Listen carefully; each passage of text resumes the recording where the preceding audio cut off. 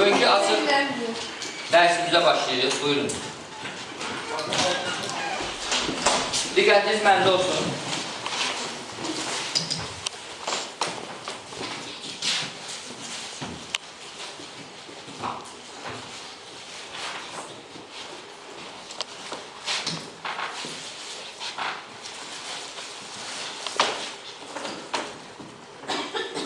Söhbət nədən gedir?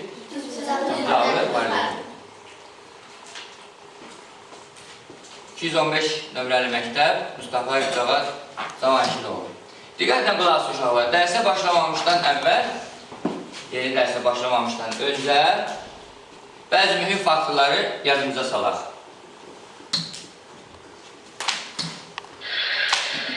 Hansı fiqurlara dörtbucaqlı deyilir? Dörtbucaqlı hansı fiqurlara deyilir? Dörtbucaqlı nəyə deyilir? Buyurun. Dört tərəfi olan çoxbucaqlıya dörtbucaqlı deyilir. Dörtbucaqlının digər bir tərifi var mı? Başqa bir tərif edə bilərik mi? Buyurun. Hər birisi bir düzgün üzərində olmayan dörd nöqtədən yaxın nöqtələri ardıcıl olaraq birləşdirən dörd parçadan ibarət olanlara dörtbucaqlı deyilir. Təşəkkürlər. Heç birisi bir xüsusiyyət üzərində olmayan dörd nöqtədən və yaxud dörd tərəfi olan çoxbucaqlıya nə deyilir uşaqlar? Dörtbucaqlı deyilir. Növbəti sual. Hansı fiqurlara düzbucaqlı deyilir? Sizin qrupdan kim deyər düzbucaqlı tərəfi? Yox, sizin qrup. Düzbucaqlı tərəfini Kübra deyə görün.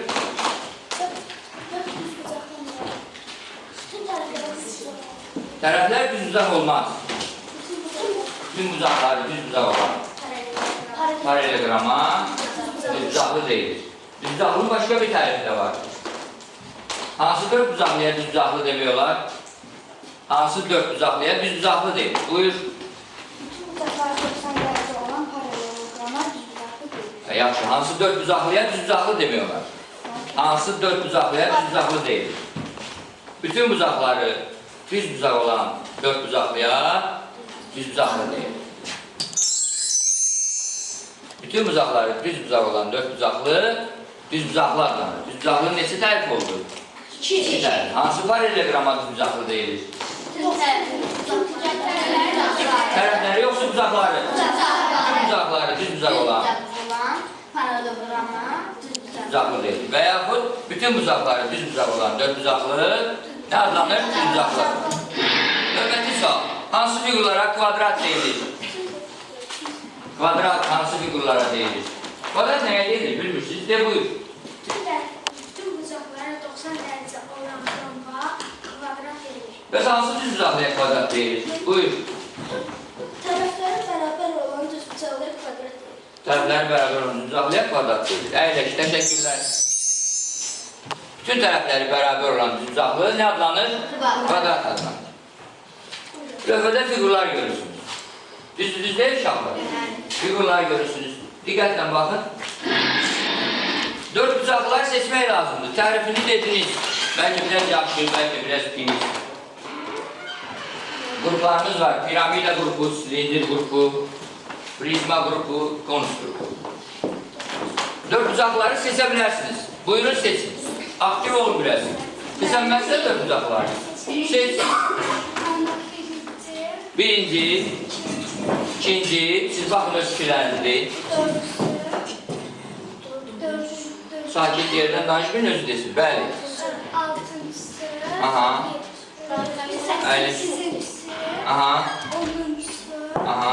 11'incisi. 13'üncüsü.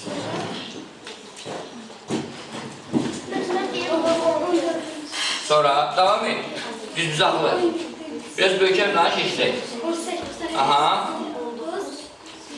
20 düzbucaqlıdır mı? Dörtbucaqlıdır mı? Yox. Daha kim sahiblər? Əyləş. Bəlkə yadınızda qalsın. Buyur. Bəli. Birincisi, Aha. ikincisi, üçüncüsü, dördüncüsü, altıncısı, sekizincisi, onuncusu, 11'incisi, 13'üncü, 14, 17, 18, 19. Teşekkürler. Nə üstün o dörtbucaqlıdır? Çünkü ben o Dört tərəfi var, 4 tane de buzağı var. Baxaq.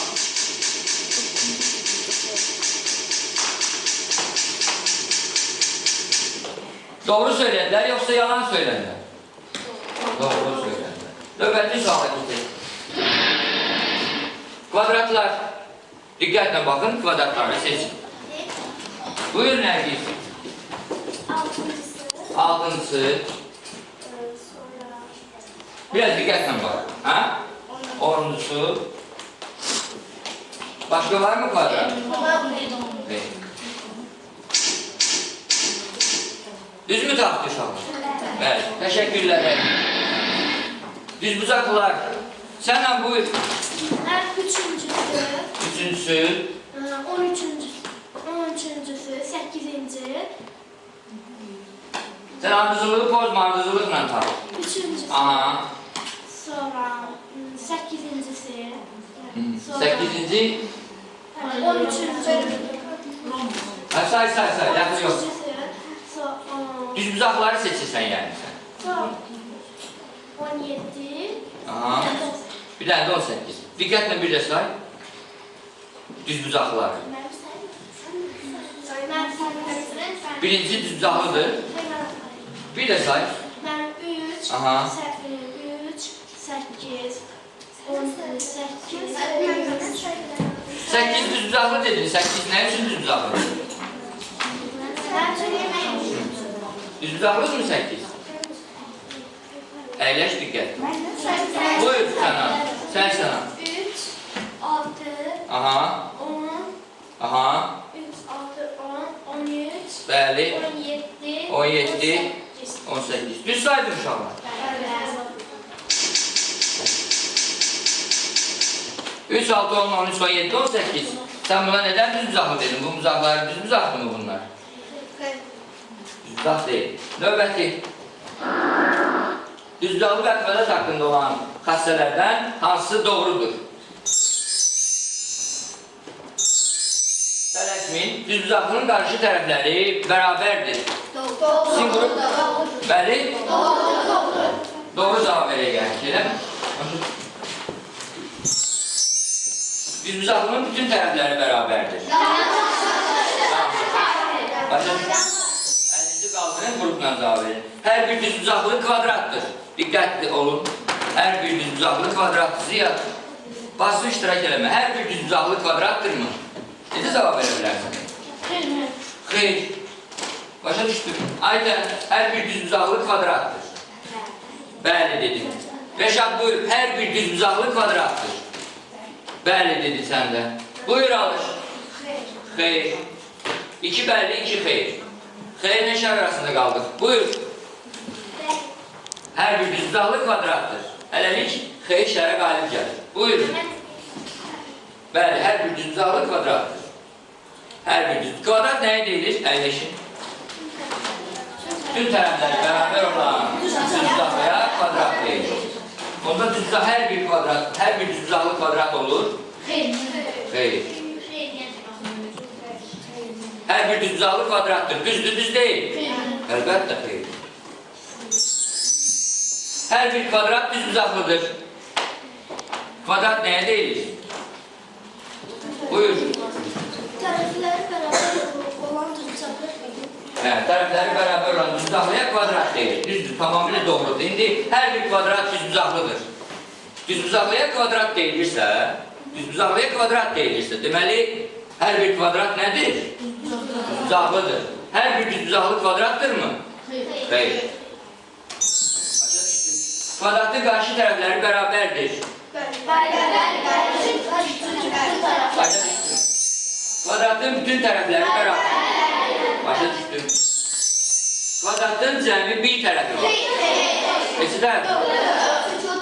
Başa düşdüm. Düz bucaqlının bütün bucaqları düz bucaqdır. Əlimi çıxardım.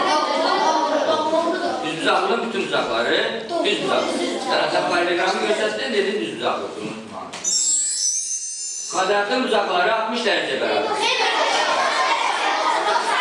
Başa düşdüm. Düz bucaqlı 4 bucaqlıdır. Düz bucaqlı 4 bucaqlı.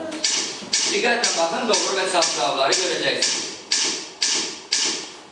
Hər bir düzbucaqlı kvadrat deyil uşaqlar. Siz onu çaşdırmayın. Lövhə hansı formadadır? Hansı figur kvadrat? Düzbucaqlı ama kvadrat deyil. Bu ne zaman kvadrat ola bilərdi? Bəli, eninlə uzunluğu bərabər olsaydı. Hər bir düzbucaqlı kvadrat deyil. Hər bir kvadrat düzbucaqlıdır. Kvadrat rombdur. Desək düzgələr hansı romb kvadratdır? Tərəfləri bərabərdir, ikisi də bərabərdir. Deyil. 90 derece olan. Aha, tamamıyla doğru. Eğer rombun bucaqları düzbucaqlısa o olur kvadrat. Gördünüz səhvlərinizi düzəlir. Teşekkürler. Düzbucaqlılığının perimetri tələsmədən, səbirlə. Ulaş tələsməyin. Nihat, düzbucaqlılıq nə ilə işarə olunur?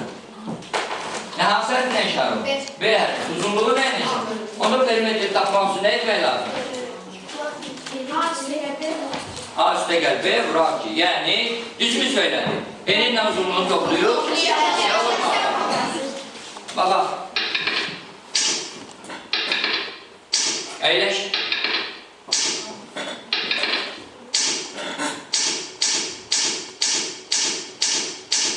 Bu köynə bilgilərimiz uşaqlar. Biz bunları bilirdik. Almışlar düşür, yəni düzgün cavab verdik. Kvadratın perimetri. Hansı bir udur? Ha? Yani perimetri dört tarafın cəminə deyil uşaqlar. Dört tarafın cəmini topluyorsa olur. Yani tərəfi verilmiş dörtbucaqlının perimetrini tapmaq üçün neçə vurmaq lazım? Dördə vurmaq lazım. Teşekkürler. Düzbucaqlının sahibi. Eni hansı hərflə işarə olunur? B. Sahin geç. Enin uzunluğuna başlayın. B vursunlar. B vursunlar veya vurur. A vurur. Teşekkürler. Tabii ki unutmayın, bunlar növbəti problemlərin həllində istifadə edəcək. Heç vaxt unutmayın bunları. Bizim ələqəsində problem gözləyir. Diqqətli olun ki, problemlərin üzərinə bir alış.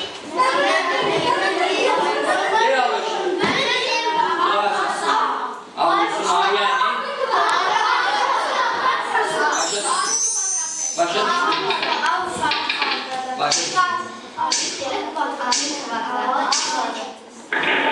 Teşekkürler.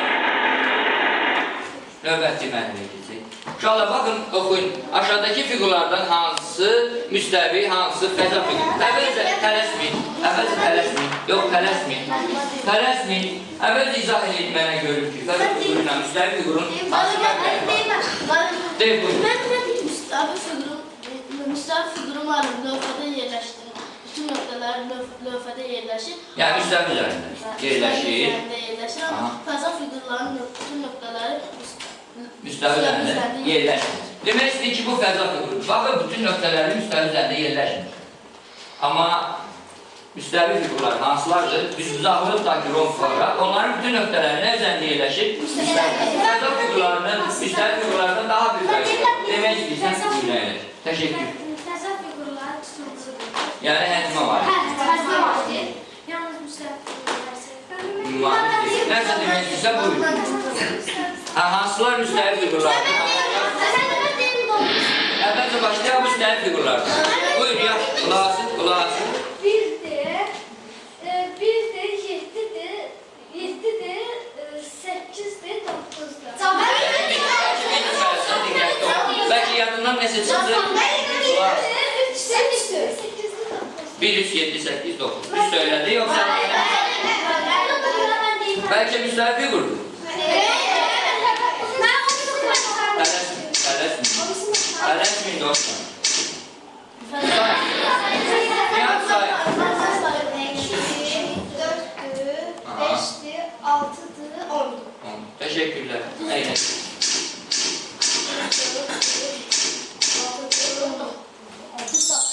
Şala gel bu figura dikkat getirin.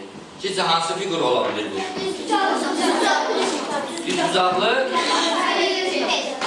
paraleliped deyəniz oldu, prizma deyəniz oldu. Belə bir motivasiya fikirləşir. Düzbucaqlı paraleliped. Hansı figur oldu? Düzcaqlı paralel. Bayaq düzcaqlının sahəsini hesabladınız. Kvadratın sahəsini hesabladınız. Perimetrini hesabladınız. Diqqətli məndə olsun. Kvadratın da perimetrini hesabladınız. Gəlin baxaq. Düzcaqlı paralelipipedin üzləri hansı figurlardan ibarətdir? Gəlin baxaq. Onun neçə dili var? Belə bir motivasiya. Fikirləşək, onun səthinin sahəsini necə tapmaq olar? Və düzcaqlı paralelipedin səthinin sahəsini hesablamaq həyatda bizə nə verir? Yaxında sual verildim. Nə deməkdir? Yəni, nəyimizə lazımdır ki, onun səthinin sahəsini tapaq?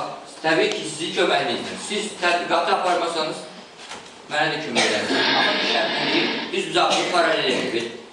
Bu həmin gördüyünüz düzcaqlı paralelipeddir. Gətirdik növbəti səhifəmizdə.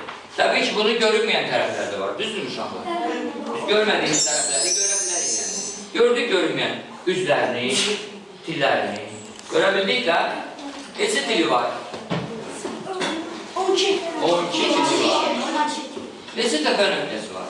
8 göməkləriniz. Neçə üzü var? 6. Biraz yaxşı. Diqqətlə baxın. Nə sirəylənib yəni? Diqqətlə baxın.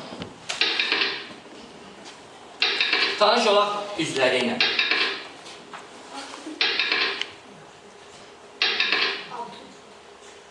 Neçə üzü var?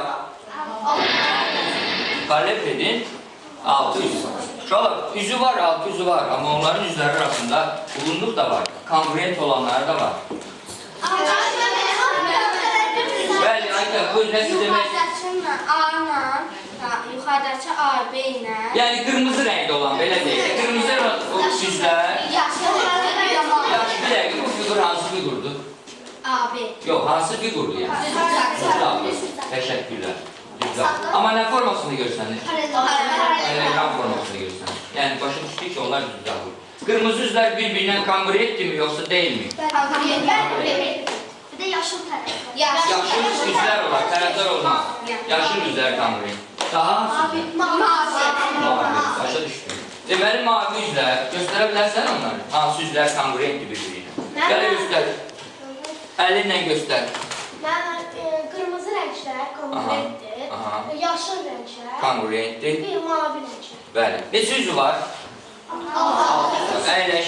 Onların hansı üzləri qarşılıqlı bərabərdir? 2 üzləri, yoxsa 5 üzü, 4 üzü? Qarşılıqlı bərabər olan 2 üzləri. Qarşılıqlı bərabər, o bizə çox lazım. Başa düşdüm. Əla. Demək 6 üzü var idi. Onların qarşılıqlı bərabər, üst-üstə düşən, kongruent olan neçə üzləri var? 2. Yoxlaya bilərik. Kongruent figurlar hansı figurlardır? Ölçüləri bərabər olan, formaları eyni olan və yaxud bütün nöqtələri üst-üstə düşən. Paralelipedin qarşı üzləri nədir? Bərabər. Qarşı üzləri bərabər. Deyim ki, sizə baxdınız, diqqətlə yadınızda. Problem yoxdur ki, qarşı üzləri bərabər. Bu bizə böyük faktordur. Bizə kömək edəcək səthin sahəsini tapmağa. Hələlik tədqiqatımız yaxşı olur. Paralelipedin qarşı üzləri bərabər. Baxaq növbəti. Düzcaqlı paralelipedin təpə nöqtələri. Gəlin baxaq, neçə təpə nöqtəsi demişdik? 8 təpə nöqtəsi var. Baxaq.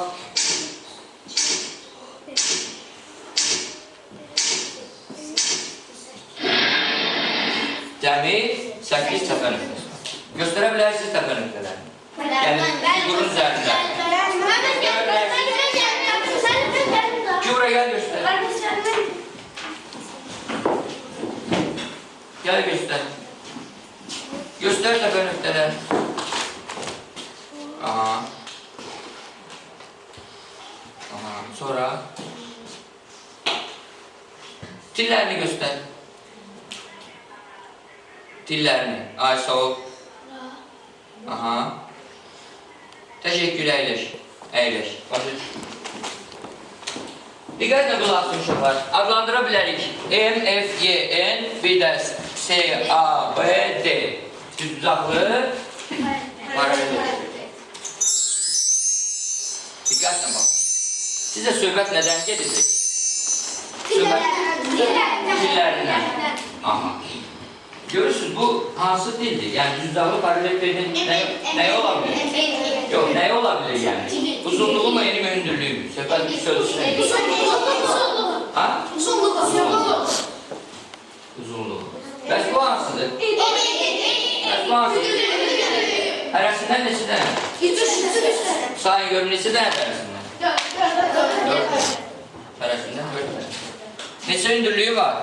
4 dənə. Bəs neçə uzunluğu var? 4. Bəs neçə eni var? Hər tildən neçə dənədir? 4 dənə.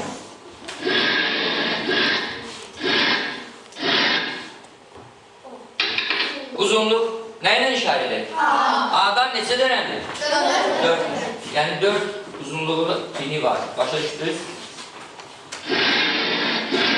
Baxın. Neçə hündürlüyü var? 4. Nə ilə işarət edir? Diqqətlə baxın. Eni nə ilə işarət edir? N ilə işarət edir. Uşaqlar. Neçə uzunluğu var? 4. Və hər bir uzunluğu nə ilə işarət edir? Neçə dənə A var? 4 dənə A var. Neçə dənə B var? 4 dənə. Neçə dənə C var? 4 dənə. Yaxşı, neçə xətt ölçüsü var? 3 xətt ölçüsü var. Unutmayın. Baxın, 1, 2, 3, A, B, C. Hərəsindən neçə dənədir? Onda biz onların tillərin uzunluqları zəmin tapa bilərikmi? Necə taparıq? Tillərin uzunluqları zəmin.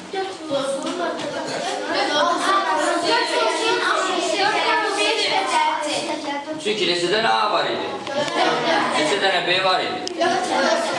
Baxaq. Baxaq. Əvvəlcə yoxlayaq neçə tili var idi? Paralelipipedin cəmi neçə tili var? Hərəsindən neçə dənədir? 4 dənədir. Onda tillərin uzunluqları zəmin yoxlayaq. Bizim söylədik. Paralelipipedin tillərin uzunluqları zəmin. Xahiş edən qeydiyyatınızı aparın özünüzə. Çünki bu lazım olacaq. Deməli, tədqiqatımızın nəticəsinə görə tillərin uzunluqları zəmin hansı üsulla hesablanır? 4 vursun A üstəgəl B, üstəgəl C. Öz qeydiyyatınızı aparın. Məsələ əlinizə lazımdır. Qərara gəldik. Bir də qaldı səthinin sahəsini hesaplamaq. Dəftərinizə yazın. Paralelipipedin tillərinin uzunluqları cəmi. Paralelipipedin tillərinin uzunluqları cəmi. Oldu 4 vursun A üstəgəl B, üstəgəl C. Yazdınız. Biraz tez olmuşam. Paralelipipedin tillərinin uzunluqları cəmi 4 var. 4 B, üstəgəl 4 C. Bax belə.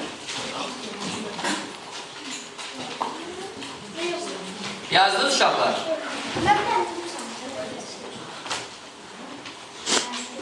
Neçə tilini toplayıb 4'ə vuracaqsınız? 3 tilini toplayıb 4'ə vuracaqsınız. En uzunluğu hündürlüğü toplayıb 4'ə vurur. Problem yoxdur ki uşaqlar.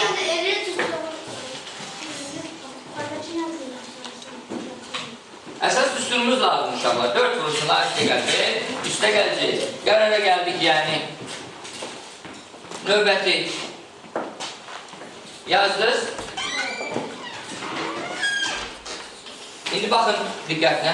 Səthin sahəsini hesablamaq üçün. Təbii ki, düzbucaqlar var idi və düzbucaqlı paralelipedin səthi də var idi. Diqqətlə baxın belə.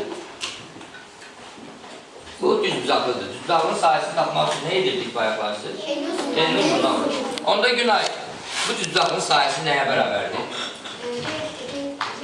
B vurursun C. Düz söylədi, sən söylə. Düz söylə. Bəs bu düzbucaqlının sahəsi? B vurursun C. Təşəkkürlər. Bəs bu düzbucaqlının sahəsi? Nərgiz, sizi qrup çox basit. Ha? A vurursun C. Bəs bunun sahəsi? Neçə dənə A vurursun C var? 2 dənə. Neçə B vurursun C var? 2 dənə. Bəs bu sizin qrupda. Görüb Cahangir. Düzbucaqlının sahəsi nəyə bərabər? A vurursun. Neçə dənə A vurursun diyor? 2 dənə. Baxaq. Düzgün söyle.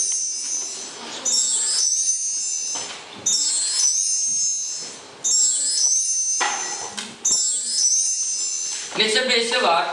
2. Neçə A'si var? 2. Neçə AB var? 2. 2. Onda səthin sahəsini tapa bilərik. Nə etmək lazım səthin sahəsini? Zeynəb. 2 kurusun AC plus AB bir də ki BC. BC. Yəni neçə AC toplayacaqsan beləsi? 2 AC. 2 BC-ni. Orada sətrin sayəsini yaza bilərik. Yazaq. 2 vurulsun AB, üstə gəl BC. Neçəni çıxardırın mı üstə xarici? 2. AB, üstə gəl BC, üstə gəl AC. Oldu sətrinin sahəsi. Paralel bir sətrinin sahəsi. Necə tapdınız? 2 vurulsun AB, üstə gəl BC, üstə gəl AC. Deməli, üzlərin sahələrini tapırıq, sonra nə edirik onları? Toplayıb neçə vurur? 2'ye vurur. Yazın.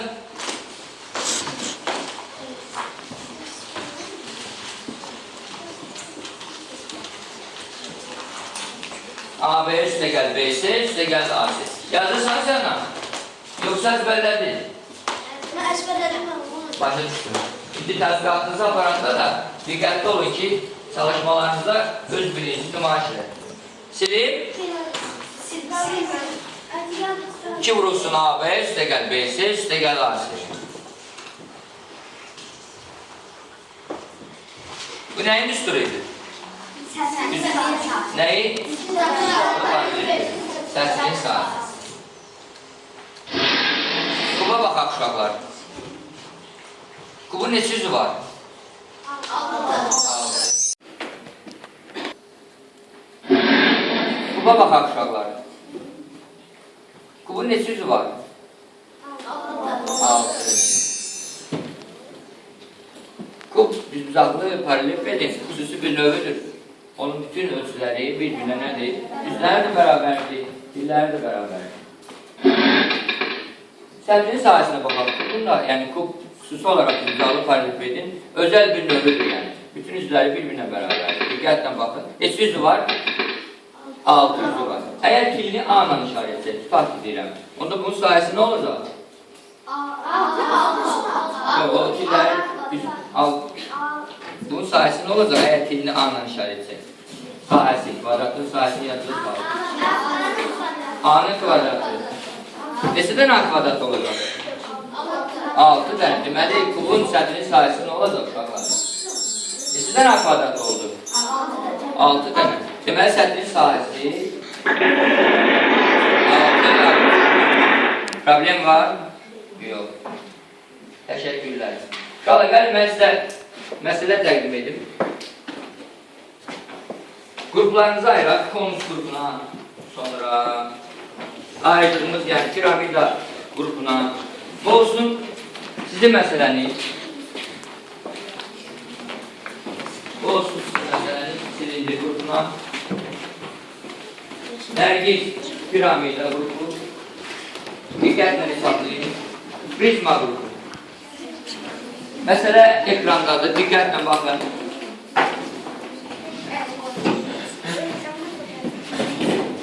Bu hansı qrupun sualıdır? Silindir. Təbii ki, dəftərinizdə yazın. Əlini burada bulamazsınlar, yazın ki, siz də kəsərsiniz. Buyurun, təqdimatınızı aparın. Məsələləri təqdim edeyim mən, Üstə müəllimə. Baxaq növbəti məsələlərə.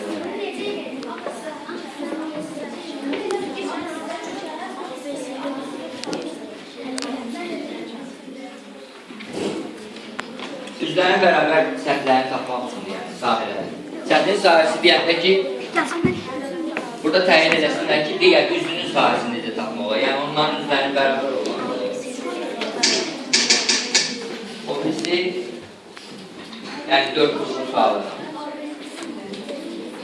Burada da məntiqi sualdır. Akvariuma nə qədər şüşə işlənir? Burada biraz məntiqi düşünmək lazımdır. Hələlik gözləmirəm bir cavab versinlər asılı. Çünki nəyə görə? Akvariumun üstası olur, yəni. Yəni, sətri sahəsi tapıb gərək üstü çıxalar, yəni orada bir balada diqqətli olmaq lazım.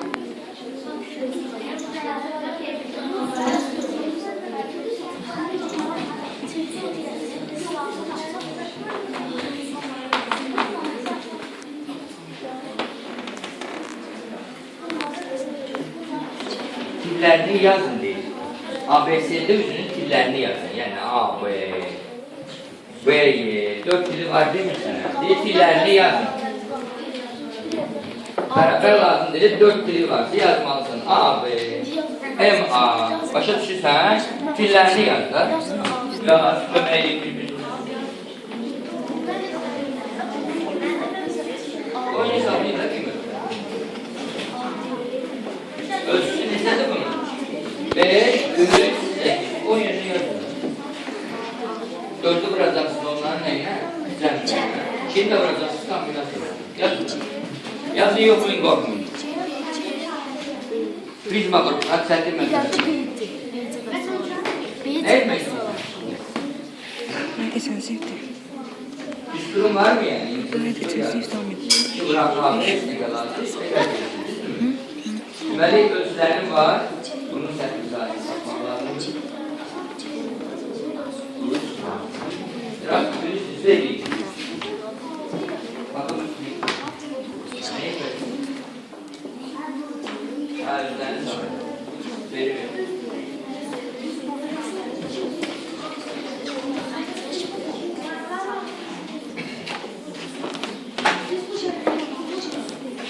Bunun altından kaçsa ki, yani bilək sonraki hansı üzələr.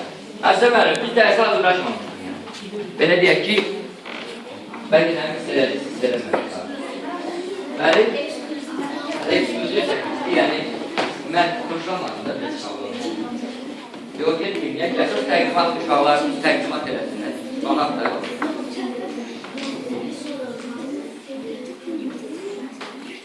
Sizə sətin məsələdir. Nə olsun ki, əməkdaşlıq eləyin. Eləmişsiniz əməkdaşlıq.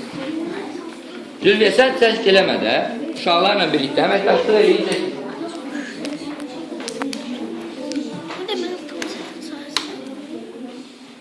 Nə? Sən? Deyil. Hayır, əlbəttə ki. Bəli. Bəli.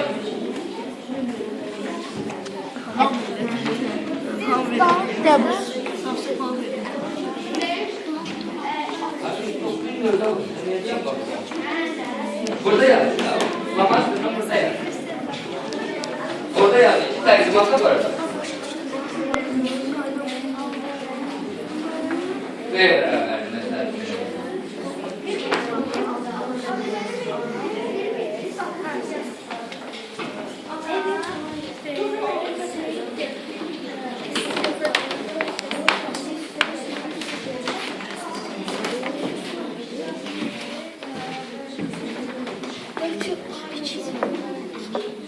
Hesapladı. Bunu da hesapladı.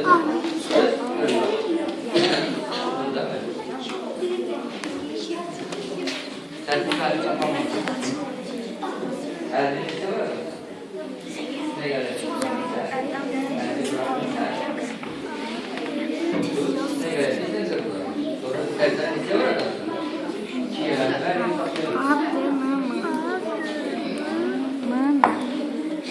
Santimetre yapın. Masar santimetre mi var? Karşıda tercümatı kim yukarıda eləyə yani.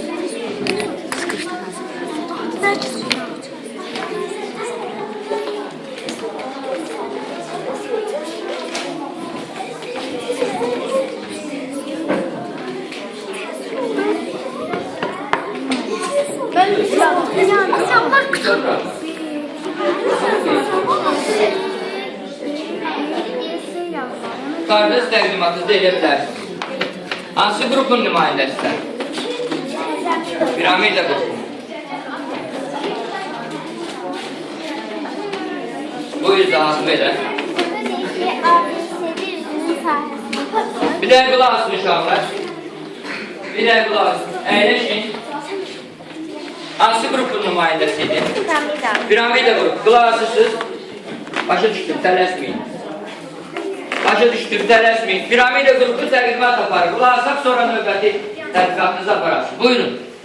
ABC'de üzünün sahəsini tapın.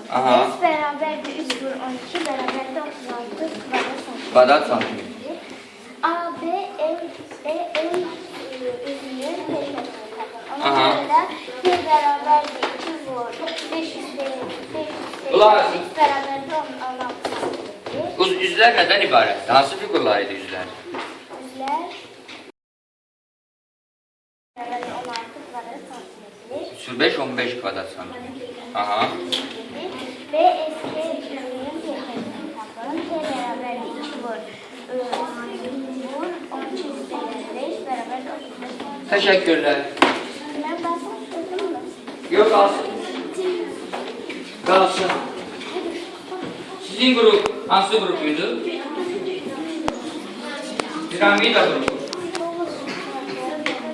5-ci səviyyə piramida qrupu.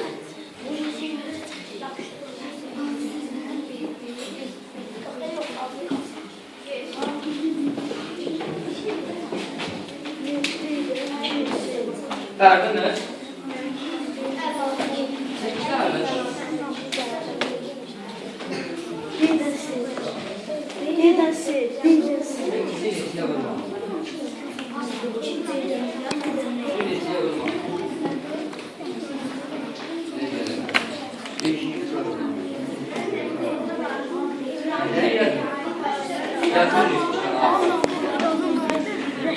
Bir de değil. Bir de değil. Ya o da düz. Hesapla. Tutarmadınız Reşat. Buyurun. Yaxşı elədiniz.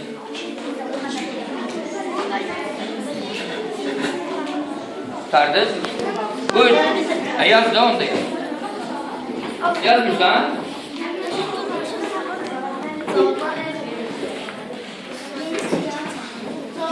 Buraya yazın. Ve dergisini hafızda ile bilersin.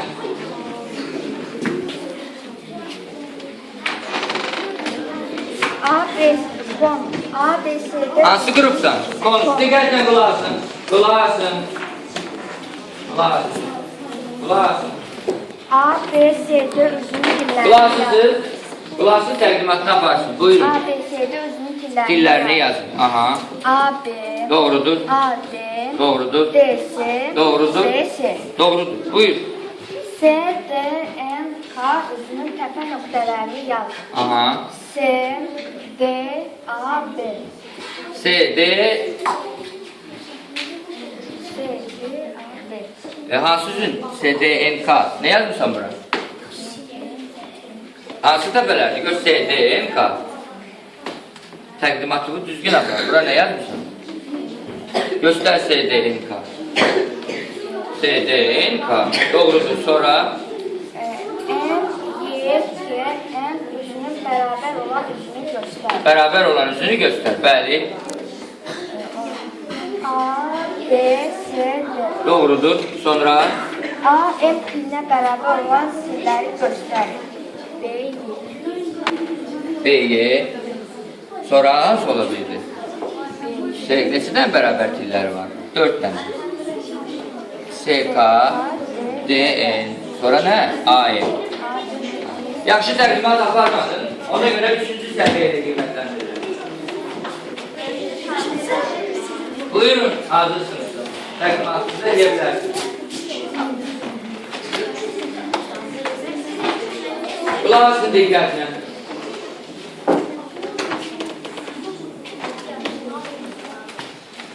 Buyurun. Silindir qrupu, təqdimatınızı aparın. Diqqətlə qulaq asın. Elbin, qulaq asın. Zülfiyə, qulaq asın. Buyurun. Silindir. Aha. Burada bizdən fillərinin cəmini, Uzunluqlar cəmini. səthinin sahəsini. Bəli. Biz də perimetrini belə tapdıq. 4'ü vurduq, 8 üstəgəldə, üstəgəl 3. Aha. Cavab 4 vurduq, 6 bərabərdə 64. Yəni santimetriydim, yoxsa kvadrat santim. Ölçüsünü yazmamışsan. Qeyd elə ölçüsünü. Santimetr. Aha. Santimetr. Başa düşdüm. Təşəkkürlər. Bir qrupumuz təqdimatını eləmədi. Təbii ki, çətin məsələ idi. Buyur əyləş. Əyləş, buyur. Əyləş. Əyləş. Diqqətlə qulaq asın uşaqlar. Diqqətlə qulaq asın. 4 vurulsun. 64 tapmışdı Günay. Görün düzünü tapın. 64. Sahəsi neçə tapıb? Günay. Neçə tapıb? 190. Yəni sətrin sahəsini səhv tapıb. Ona görə bir sualı düz, bir sualı səhv cavab verib, siz də 3-cü səviyyəyə qiymətlənirsiniz. Növbəti suala baxaq. Üzünün sahəsini tapın. Diqqətlə baxın.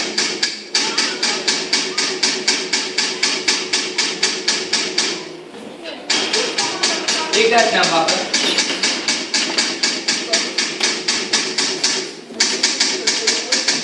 Baxaq, sahələrimiz düzdürmü?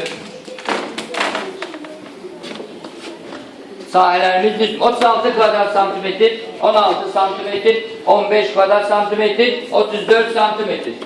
Tamamilə doğrudur. Təşəkkürlər. 5-ci səviyyə. Sizin sualınıza gəlinci. Zülfiyə, buyur təqdimatımı elə. Buyur. Gəl fikirlərimi paylaş, düz səhv, dəxli yoxdur. Gəl götür. Buyur. Sizə belə çətin sual idi, yəni. Akvariumda 3-cü məsələni buyur təqdimatı baxar.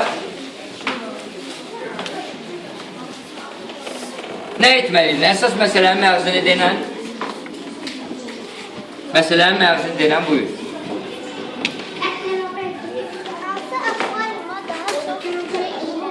Aha, buyurun bir dəqiqə fikirlərini dinləyək. Sakit olun, buyur. Birinci Sətrin sahəsini tapırsınız. tapdır, elədi. Aha. 400. Başa düşdüm. O da burasını da tapdır. Yazdık kvadrat santimetr, başa düşdük. Sonra 40'ın 30'a 50 200, sonra çıxdım. 9400'den de çıkarıp 200'ü. Başa tamamilə doğrudur. Bir dəqiqə, baxaq hesablamalarınızı düz aparırsınız. Əsas gedişatı düzdür. Deməli, üzlərin sahələrimizi qımalıyıq. Diqqətlə baxın. Hesablayaq. 9400 çıxdıq 8200 kvadrat santimetr, çıxdıq 7900 kvadrat santimetr, birinciyə ikincidən çox. Bu isə onların açılışları idi uşaqları. Həm düzbucaqlı paralelipedi, həm də pulun. Dərsiniz yekunlaşır, ev tapşırıqlarınız olacaqdır. Düzbucaqlı paralelipedi sətrin sahəsində oxuyursunuz uşaqlar.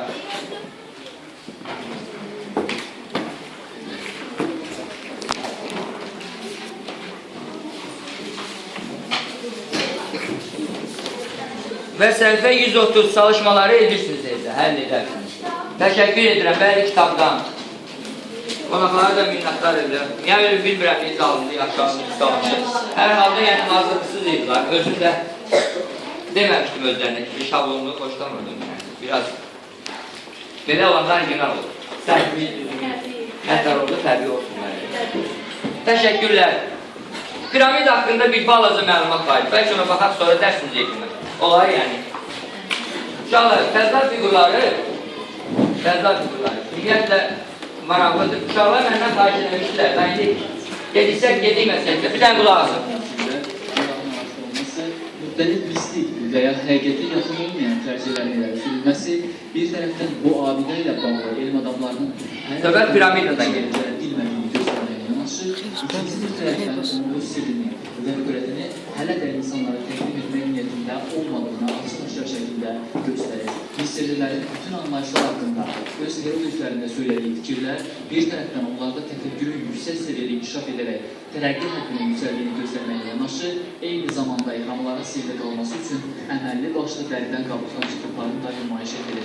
Bəlkə də bu mətləblərin sirdə qalması üçün hansısa tərəflər maraqlı olurlar. Məsələ ondan ibarətdir ki, tədqiqatçılar hazırda mövcud olmayan sivilizasiya haqqında danışaraq, əlavə heç nə demədən belə yüksək təfəkkür məhsulu olan abidələrin inşasının onlar tərəfindən həyata keçirildiyi iddiasını ortadırlar. Ancaq onların araşdırmaları göstərir ki, 1000 illər öncə yaşayan bu xalq hansı yollarlasa Giz arasında yerləşən bu iki piramidanı böyük ustalıqla inşa edə bilirlər. Üstəlik onların dəqiq ölçülərini nəzərə alaraq, bu ölçüləri bir sıra astronomik həndəsi və metafizik miyalar çərçivəsində tədqiq edirlər. Misir piramidaları haqqında bir sıra maraqlı faktlar mövcuddur. Qeyd edək ki, ehramlar hər biri 7 ton ağırlığında olan qaya parçalarından inşa edilir. Bu qaya parçalarının yorulduğu okeanalar isə ehramların yerləşdiyi ərazidən 200 km uzaqlıqda idi. Onların izi daşınmasaq da ağla batmayan fərziyyələr əldə edilir. Amma son zamanlar aparılan araşdırmalar göstərir ki, Misirlilər heç bir uzaq məsafədən yox, elə piramidaların inşa edildiyi ərazinin kənarında həmin daşları kesib qaya parçası halına gətirilmişlər. Misirlilər astronomik amil nəzərə alaraq ehramlara yetkirlər ki, abidə kimi şərəfinə ucaldılırsa, həmin Fironun mumyasında otağa şüaları ilə 2 dəfə Fironun doğur və taxta çıxma günlərində düşür. Amma başqa bir məlumatda isə bildirilir ki, araşdırmalar zamanında piramidanın daxilində elektrik mumyalarına rast gəlinməyir. Fikirlərdən bunun başqa nəzərdə istifadə edirlər. Onların içərisində ultrasəs, radar, şüa bölmə və digər cihazlar işlənir. Misirlərin qəlb düşüncəsindən fərqli bir təfəkkür tərzi vardır. Onlar insanın maddi həyatı ilə mənəvi həyatı, ruh dünyası arasında nəsə bir əlaqənin olduğunu düşünürlər. Düşünürdülər ki, bunların hamısı sonunda Osirislə birləşir. Elə buna görə də inancların təzahürü kimi abidələri ucaldır və onu mənalandırırdılar. Ehramlardakı bəzi faktların içərisində nəyin olduğu hələ də məlum deyil. Ora girməyə müvəffəq olmuş tədqiqatçılar geri qayıtmırlar. Bəzi tədqiqatçılar isə müxtəlif texnoloji üsullardan istifadə etsinlər və məqsədlərindən nail ola bilmirlər. Eyni zamanda Gizada inşa edilən bu ehramlar böyük bir günəş saatını xatırladır. Belə ki, oktyabrın ortası və martın əvvəli olan müddət ərzində ehramın kölgələr diaqramı, mövsümləri və ilin uzunluğunu göstərir. Keops ehramının yer kürəsinin mərkəzinə, yəni nüvəsinə qədər olan məsafə onunla şimal qütbü arasındakı məsafəyə bərabərdir. Eləcə də bu məsafə şimal qütbü ilə yer kürəsinin mərkəzi arasındakı məsafə ilə eynidir. Nəhəng ehramın bir küncündən onun təpəsinə qədər olan uzaqlıq şimal qütbünə qədərki məsafənin, kənar uzunluğu isə ekvator uzunluğunu ifadə edir. Qeyd edək ki, piramidanın daxilində su bir neçə gün xarab olmadan qalır, sonra yoluna çevrilir. Bitkilər burada daha uzun inkişaf edirlər. Bu abidələrin daxilində 5 həftə qalmış sudan buzla suyun kimi istifadə etmək mümkündür. Zibil qabındakı yemək qalıqları ehramın daxilində heç bir qoxu vermədən mumyalaşır. Kəsik, yanıq, sıyrılma yağları həcmi böyük ehramların daxilində daha tez sağalır. Bu tikillərin içərisi yayda soyuq, qışda isə isti olur. Misir ehramlarından eyni zamanda bir elektrik mənbəyi kimi istifadə edildiyi də ehramlar tərəfindən müəyyən bir müddət tədqiq edilmə və müzakirə edilmə çevrilir. Bunun əlbəttə ki, bir sıra faktlar sübut edilir. Yəni, ehramların daxilində divarlara həkk olunmuş geoqrafik kriptografik yazılar, eyni zamanda Dorik və Yunus sütunlu yazılarda bu tam şəkildə öz əksini tapır. Yəni, onlar demək olar ki, ehramın daxilində heç bir his izindən rast gəlməyirlər. Bu da göstərir ki, onlar kabelsiz, elektrik işləyən sıratdan istifadə edirlər və bununla yanaşı Misir piramidalarının daxilində yaranan enerji kimi müxtəlif yollarla yaradılır və Misir ehramlarının zirvəsində yaycı vasitəsilə ətrafa yayılır və bütün Misir əhalisində elektriklə təmin edir. Başa düşdünüz uşaqlar, söhbət hansı fiqurdan gedir? Piramidadan. O, fəza figurudur, yoxsa müstəvi figur? Təşəkkürlər uşaqlar. Dərsimiz yekunlaşdır. Sağ olun.